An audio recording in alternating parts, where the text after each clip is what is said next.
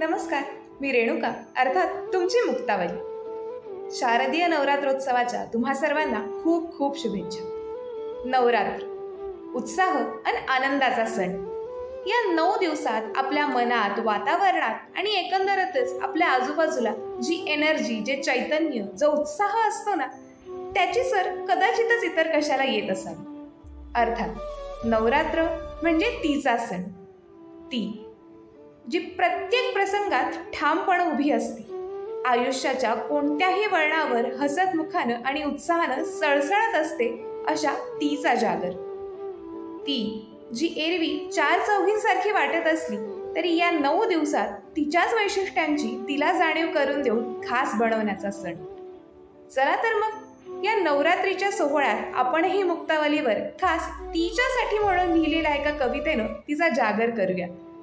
कवितेचं शीर्षक आहे 4 चौघींसारखी। 4 चौघींसारखीच वाटायची ती, सगळ्यांसमोर हसणारी, एकट्यात जाऊन रडणारी, सगळ्यांसमोर हसणारी, एकट्यात जाऊन रडणारी, आपलं म्हणून स्वीकारणारी, समर्पणाचा संस्कार देणारी। 4 चौघींसारखीच वाटायची ती, दुःखातही खुलून बहरणारी, दुःखातही खुलून बहरणारी, सांत्वनाचा स्वर होणारी आणि स्वतःच्या वेदनेची सल मनात अलगद लपवणारी, स्वतःच्या वेदनेची सल मनात अलगद लपवणारी अशी 4 चौघींसारखीच वाटायची ती।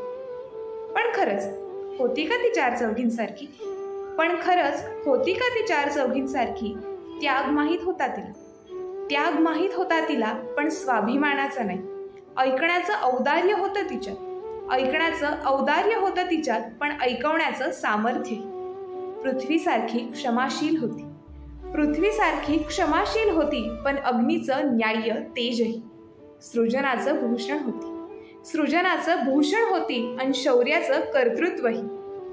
हो, होती ती 4 चौघींसारखी, हो होती ती 4 चौघींसारखी, कदाचित 4 चौघींमध्ये दडलेली ती, कदाचित 4 चौघींमध्ये दडलेली ती।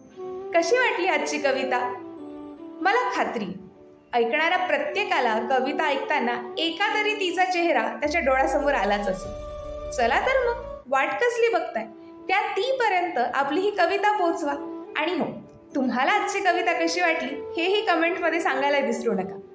चला आता आपण भेटूयात मुक्तावलीच्या पुढच्या भागात।